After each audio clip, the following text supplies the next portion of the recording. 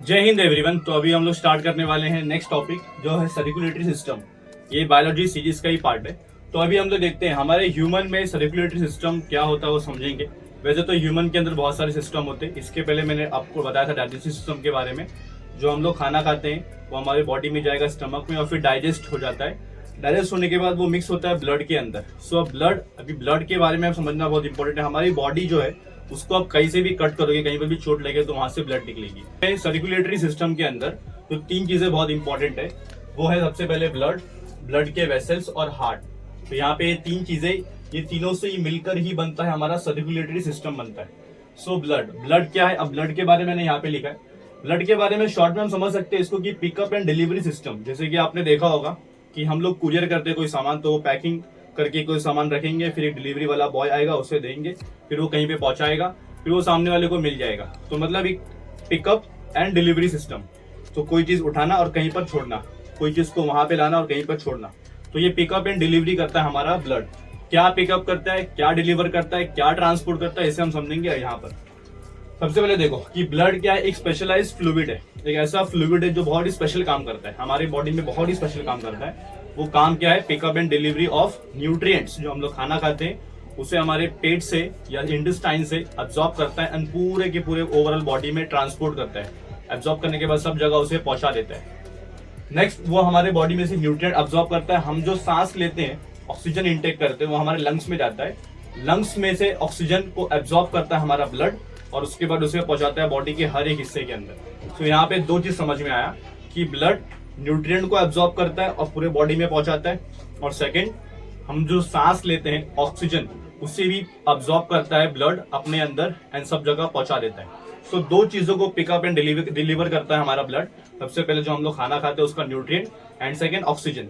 पर यहाँ बात अभी खत्म नहीं हुई, अभी और भी चीजें। ट्रांसपोर्ट वेस्ट, जो भी हमारे बॉडी में वेस्ट जनरेट होता है, क्योंकि हमारा बॉडी बहुत सारा काम करता है, तो उसमें बहुत सारे रिएक्शंस होते हैं, बहुत सारे मेटाबॉलिक काम होते हैं, ऐसे बहुत सारे पर्पस। उसके लिए हमारे बॉडी के अंदर बहुत सारे ऐसे काम होते हैं जिसके अंदर कुछ ना कुछ वेस्ट जनरेट होता है। तो अगर वो वेस्ट बॉडी में भरता गया तो बॉडी हमारी डैमेज हो जाएगी, बॉडी हमारी खराब हो जाएगी। एग्जांपल के लिए बताता हूँ आपको, जैसे कि यूरिन, जो हमारे बॉडी में टॉयलेट बनता है, यूरिन बनता है लिक्विड फॉर्म में, अगर वो हमारी बॉडी में स्टोर होता गया और उसे निकाला नहीं गया तो बॉडी में बहुत डैमेज हो जाएगा। तो वो जो यूरिन है वो एक्चुअली में यूरिया नाम का एक केमिकल होता है, उसको निकालने के लिए उसे पानी में स्टोर करते हैं, वो जो लिक्विड फॉर्म में बाहर आता है फिर। तो बोलने का मतलब ये है कि ब्लड के अंदर कुछ ऐसे हार्मफुल टॉक्सिन वेस्ट प्रोडक्ट्स होते हैं जो ब्लड से निकल जाने चाहिए, या इनफैक्ट हमारी बॉडी से निकल जानी चाहिए। तो ब्लड क्या करता है? वो सारे वेस्ट को पिकअप करता है और हमारी बॉडी में एक स्पेशल जगह पे पहुंचाता है ताकि वो निकल जाए। फॉर एग्जाम्पल, अगर कार्बन डाइऑक्साइड है तो उसे पिकअप करेगा। हमारी बॉडी में कार्बन डाइऑक्साइड का कोई काम नहीं है, तो उसे उठाएगा, लंग्स के पास भेजेगा और लंग्स उसे बॉडी से बाहर भेज देगा। अगर कोई ऐसा केमिकल जो लिक्विड फॉर्म में या फिर यूरिया टाइप केमिकल्स है, तो उसे वो पकड़ेगा, ब्लड पकड़ेगा, इसे किडनी तक पहुंचाएगा एंड किडनी फिर उसे रिलीज कर देगी बाहर। तो यहाँ पे समझ में आया दो चीज कि ब्लड हमारा पिकअप एंड ट्रांसपोर्ट, पिकअप करता है, डिलीवर करता है, एक ट्रांसपोर्टेशन का सिस्टम है। पर अभी देखो कि जैसे एक बाइक है, एक कार है, तो वो उसको ट्रांसपोर्ट करने के लिए रोड है। अगर एक ट्रेन है तो उसको ट्रांसपोर्ट करने के लिए हमारे पास रेलवे ट्रैक्स है। अगर एरोप्लेन तो उसके ट्रांसपोर्ट करने के लिए हमारे पास पूरा स्काई है, मतलब आसमान है। एंड अगर शिप है तो उसके ट्रांसपोर्ट करने के लिए हमारे पास समंदर है। सो ब्लड भी एक तरह का ट्रांसपोर्ट सिस्टम है। तो उसे ट्रांसपोर्ट करने के लिए हमको चाहिए ब्लड वेसल्स। तो ब्लड जहाँ पे फ्लो होता है वो होते हैं ब्लड वेसल्स। अब ब्लड वैसे तो 3 टाइप के होते हैं, लेकिन 2 मेजर है, क्योंकि जो थर्ड है वो एक्चुअली में उनका ही एक तरह का डिवीजन ही है। तो देखो, पहले है आर्टरीज। आर्टरीज ऐसे ब्लड वेसल्स होते हैं। ब्लड वेसल्स का मतलब होता है जिसमें ऐसा पाइप जिसमें ब्लड फ्लो हो सके। ब्लड फ्लो होने के लिए जो पाइप होता है उसे हम बोलते हैं ब्लड वेसल्स। सो पहला आर्टरीज है।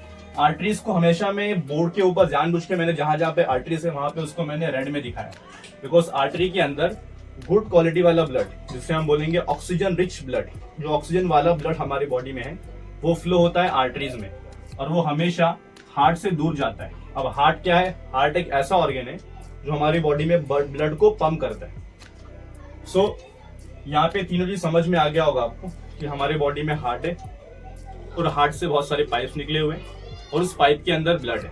अब ब्लड का मैंने बताया कि 2 मेन काम है।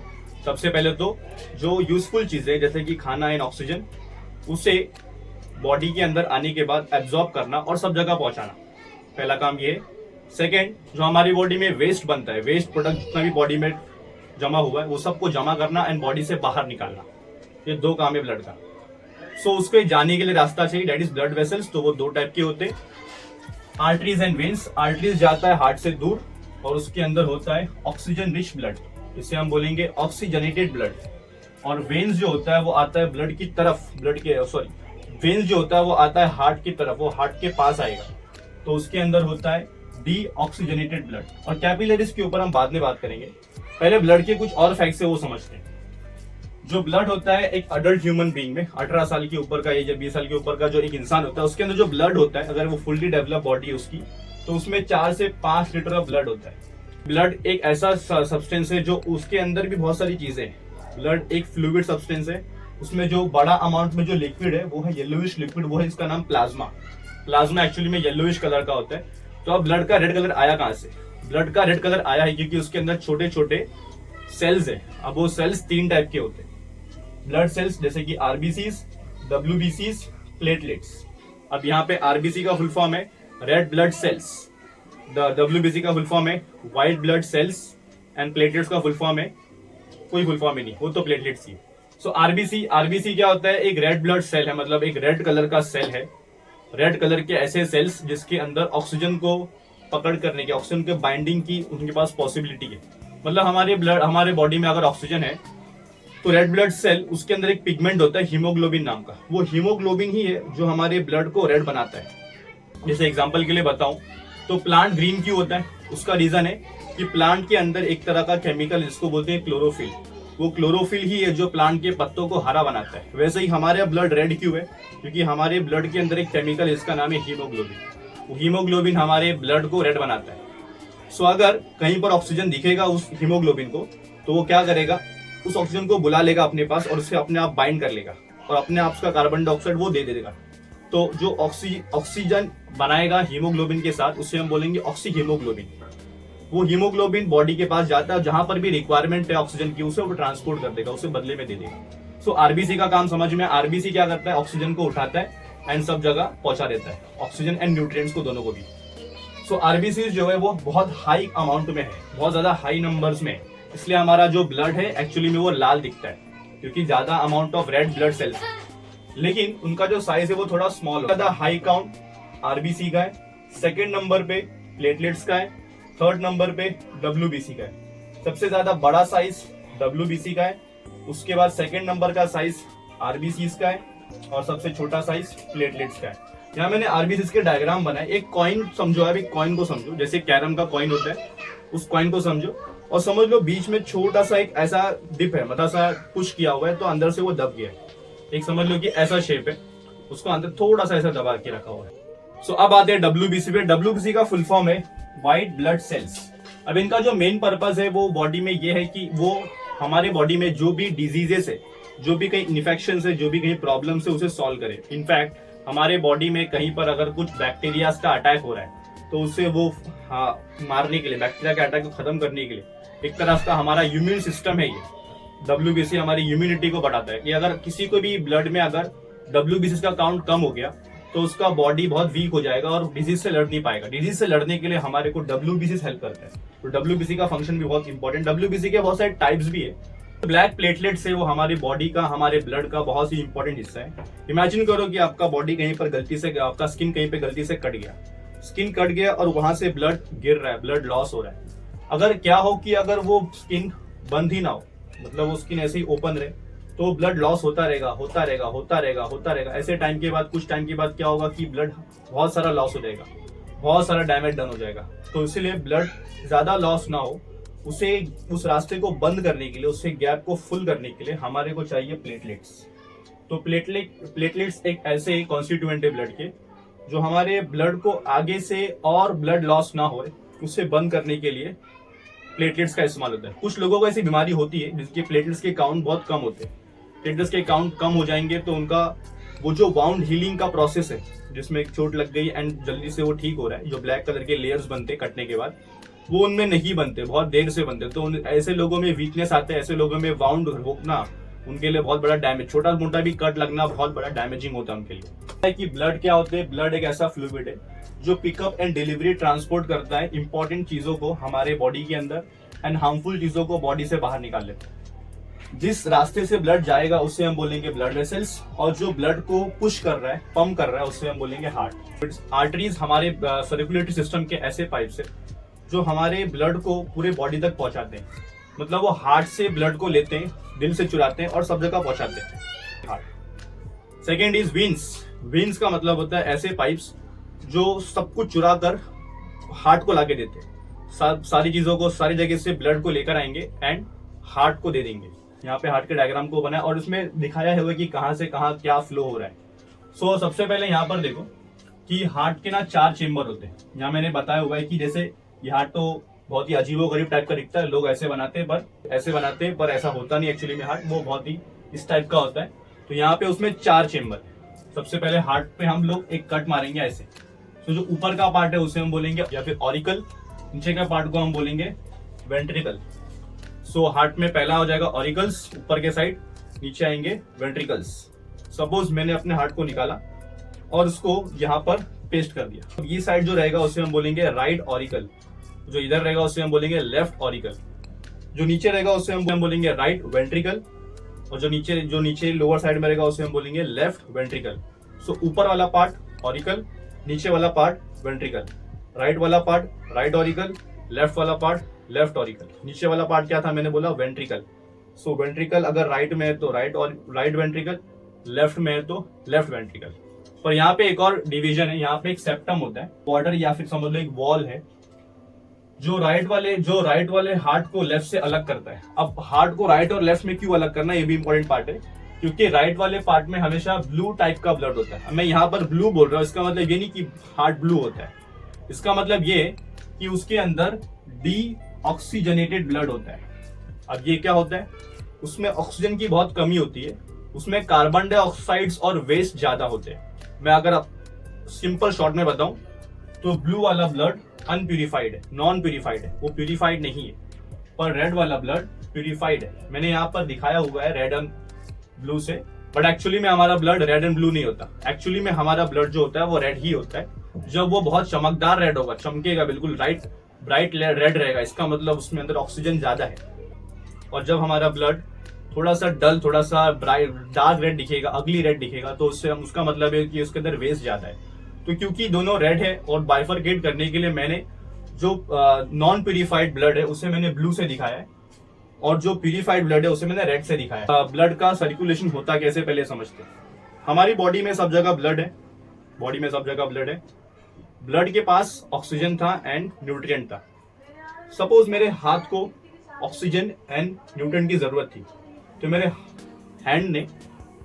मेरे हाथों ने उस ऑक्सीजन को यूज किया, न्यूट्रिएंट को यूज किया और कुछ तो काम किया, कुछ तो वर्क किया। सपोज मैंने रनिंग किया या कोई भी काम किया ऐसा, तो मैंने ऑक्सीजन यूज कर लिया एंड एनर्जी डेवलप कर लिया।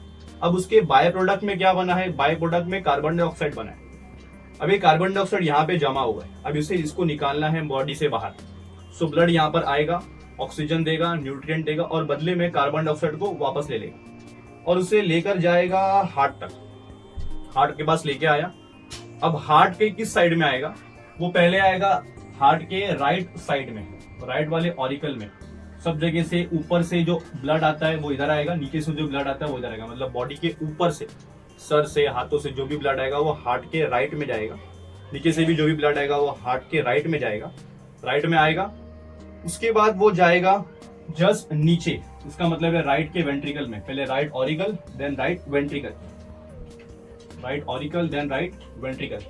अब यहाँ पर एक वाल्व टाइप का शेप है कि जब एक बार ब्लड अंदर गया वेंट्रिकल्स में तो वापस वो ऊपर नहीं आ सकता। मतलब एक बार ऑरिकल में आया, वेंट्रिकल्स में गया तो वापस उसको ऊपर आने का रास्ता नहीं मिलेगा। सो अब उसके लिए सेकेंड रास्ता है यहाँ से जाने का। सो ये एक, जिसे हम बोलते हैं पल्मोनरी आर्टरी। पल्मोनरी आर्टरी एक ऐसी आर्टरी है जो एक्सेप्शन की कैटेगरी में, जिसके अंदर खराब ब्लड यानी कि डीऑक्सीजनेटेड ब्लड जाता है प्यूरिफाई होने के लिए लंग्स के पास। सो वापस से शॉर्ट सिंपल बता रहा हूं मैं। सब जगह से ब्लड आया राइट ऑरिकल में, उसके बाद वो जाएगा राइट वेंट्रिकल में जस्ट नीचे, फिर उसके बाद वो निकल के लंग्स के पास आएगा। अब लंग्स में होता है प्यूरिफिकेशन या फिर हम कह सकते हैं एक्सचेंज ऑफ गैसेस। इस ब्लड के पास कार्बन डाइऑक्साइड था क्योंकि ये ब्लू वाला ब्लड है, इनफैक्ट ये डी ऑक्सीजनेटेड ब्लड है, तो इसके पास बहुत सारे वेस्ट है। सो ये लंग्स को अपना कार्बन डाइऑक्साइड दे दिया और लंग्स ने इसको ऑक्सीजन दे दिया। वो ऑक्सीजन बाइंड हो गया, मैंने बताया था आरबीसी से। आरबीसी के अंदर हीमोग्लोबिन होता है, तो ऑक्सीजन को एब्जॉर्ब कर लिया। अब ये प्यूरिफाइड वाला ब्लड, उसके अंदर बहुत सारे ऑक्सीजन है। तो लंग्स करता क्या एक्चुअली, मैं लंग्स के बारे में बताता हूँ आपको। लंग्स यहाँ पे खड़ा हुआ है, उसके बाद यहाँ से ब्लड आ रहा है डी ऑक्सीजन वाला, मतलब जिसके अंदर बहुत सारी गंदगी, बहुत सारे कार्बन डाइऑक्साइड है। लंग्स के खुद के पास बहुत सारा ऑक्सीजन है और यहाँ से उसे भेजना है आगे, पास करना है अच्छा ब्लड। खराब ब्लड आया, उसे साफ किया, उसमें से कार्बन डाइऑक्साइड निकाला, उसमें O2 भरा, उसको आगे भेजा। खराब ब्लड आया, उसमें से कार्बन डाइऑक्साइड निकाला, उसमें O2 रखा, आगे भेजा। खराब ब्लड आया, उसमें से कार्बन डाइऑक्साइड निकाला, उसमें O2 डाला, ऑक्सीजन डाला एंड उसको आगे भेजा। सो यहाँ से जो ब्लड आ रहा है that is D oxygenated blood, non purified blood है। और जो आगे भेज रहा है that is a good blood, that is a purified and oxygen rich blood, इसे हम बोलेंगे ऑक्सीजनेटेड ब्लड बोलेंगे। सो ये वाला ब्लड आएगा यहाँ पर। अब सारे ब्लड को साफ करने के बाद वो भेजेंगे लेफ्ट साइड में, लेफ्ट ऑरिकल में, हार्ट के लेफ्ट वाले ऑरिकल में आएगा। उसके बाद वो जाएगा जस्ट नीचे कहाँ पर, वो जाएगा लेफ्ट वेंट्रिकल में। सो पहला अच्छा ब्लड, साफ ब्लड आया, प्यूरिफाई होकर ऑक्सीजन भरा हुआ उसके अंदर, वो जाएगा लेफ्ट ऑरिकल में, फिर वो जाएगा लेफ्ट वेंट्रिकल में, फिर यहां से निकल कर जाएगा पूरे बॉडी के हिस्से में। अब ये बहुत ही इंपॉर्टेंट एक पाइप है हमारे हार्ट के अंदर, बहुत ही बड़ा और बहुत ही मोटा पाइप है, इसको हम बोलते हैं आयोटा। आयोटा का जो पाइप है वो सब जगह से हमारे बॉडी में हर एक जगह कनेक्टेड है, वो आयोटा है।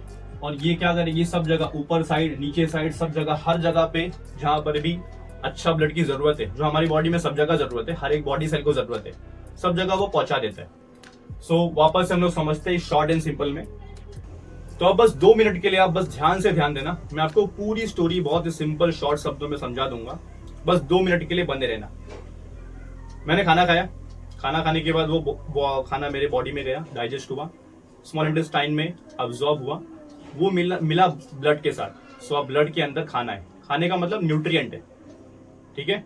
मैंने सांस लिया, वो गया लंग्स के अंदर, लंग्स के अंदर भरा हुआ है ऑक्सीजन, क्लियर। सो अभी मेरे बॉडी पार्ट्स में बहुत सारा ब्लड भरा हुआ है और वो सब यूज हो चुका है एनर्जी बनाने के लिए, क्योंकि मैंने रनिंग किया। सो मेरे बॉडी में एनर्जी यूज हुआ, और एनर्जी जब बनती तो उसका बाय प्रोडक्ट होता है कार्बन डाइऑक्साइड और कुछ वेस्ट होते हैं। सो अब बॉडी से वो वेस्ट बाहर निकलने चाहिए। सो हम लोग यहाँ पे कार्बन डाइऑक्साइड को निकालने की पहले बात करेंगे। कार्बन डाइऑक्साइड को बाहर निकालना है जो हमारे बॉडी में वेस्ट जनरेट हुआ है। ब्लड बॉडी के पास गया, उसने अपना ऑक्सीजन दिया एंड वहां से कार्बन डाइऑक्साइड जमा किया, ब्लड ने वेस्ट को जमा किया, सारे वेस्ट को जमा कर वो लेके आया राइट ऑरिकल में, सारे ब्लड को जमा करके लेके आया राइट ऑरिकल में। उसके बाद उसने भेजा उसको लेफ्ट वेंट्रिकल में, वेल्व ने ऊपर जाने से बचाया एंड उसके बाद उसको भेजा लंग्स के पास। लंग्स ने, क्योंकि इसके अंदर ये ब्लू वाला ब्लड है, आपको याद होगा ब्लू का मतलब क्या होता है, डी ऑक्सीजनेटेड ब्लड, इसका मतलब ये नॉन प्यूरिफाइड ब्लड है। एक्चुअली में इसका कलर ब्लू नहीं है, बस डार्क रेड है। जो लंग्स के पास आया उसने अपना कार्बन डाइऑक्साइड बाहर छोड़ दिया और लंग्स ने उसको ऑक्सीजन दे दिया। सो अब ये ऑक्सीजन आएगा, यहाँ ऑक्सीजन वाला ब्लड जो है वो आएगा लेफ्ट ऑरिकल में, वहां से वो जाएगा लेफ्ट वेंट्रिकल में, फिर वहां से वो जाएगा पूरे के हिस्से में जहां पर भी हमें ऑक्सीजन रिच की जरूरत है। उसके बाद साइकिल चलता रहेगा। तो एक्चुअली में होता कैसा है, अभी आप समझ लिया है कि कैसे वर्क करता है हमारा हार्ट, कैसे वर्क करता है हमारा ब्लड। सो यहाँ पे स्टोरी क्लियर हो गई है, पर एक चीज मैं अभी भी बताया भूल गया हूँ ब्लड के बारे में, जो है कैपिलरीज। जो कैपिलरीज को मैंने यहाँ पे दिखाया हुआ है। कैपिलरीज को ऐसे समझो कि मान लो एक बड़ा सा हाईवे, बाद में वो हाईवे छोटा पतला होता जा रहा है, होते होते बहुत ही पतली गली बन गई है। इसी तरह से समझो कि पहले हमारे हार्ट के पास जो बड़े बड़े आर्टरीज है, ये आर्टरीज जब फैलते हैं बॉडी में सब जगह पर, तो वो पतले पतले होते जाते हैं, पतले पतले होते जाते हैं। बाद में वो इतना पतला हो जाता है, इतना पतला हो जाता है, इतना पतला हो जाता है कि हमारे बालों से भी पतला हो जाता है। तो वहां पर exchange of oxygen, exchange of carbon dioxide हो सकता है। तो एक्चुअली में यहाँ पे होगा क्या, आर्टरीज, ये उसने खून लिया हार्ट से, इसने सब बॉडी पार्ट में पहुंचाया। सपोज यहाँ पर भी आया, यहाँ पे बहुत सारे सेल्स है आजू बाजू में, क्योंकि ये रेड वाला ब्लड है, इसमें ऑक्सीजन है, तो सेल्स ने अपना ऑक्सीजन यूज किया इधर से और अपने सेल्स का जो अपने सेल्स में जो वेस्ट बनता है वो दे दिया। सो यहाँ पे जो सेल है उसने ऑक्सीजन यूज किया एंड उसको कार्बन डाइऑक्साइड दे दिया। ऐसा एक सेल ने नहीं, ऐसे जो लाखों सेल्स है वो एक साथ ऐसे ही कर रहे हैं। सो हमारा जो रेड वाला ब्लड है वो कन्वर्ट हो रहा है ब्लू वाले ब्लड में, मतलब हमारा ऑक्सीजन रिच ब्लड कन्वर्ट हो रहा है डी ऑक्सीजनेट ब्लड के अंदर। वो कहाँ पे होता है? कैपिलरीज में। जो ब्लड का यूज होता है वो एक्चुअली कैपिलरीज की वजह से होता है। कैपिलरी हमारे बॉडी के अंदर कैपिलरीज ना हो तो हमारे ब्लड को यूज करने के लिए कोई रास्ता ही नहीं बचेगा।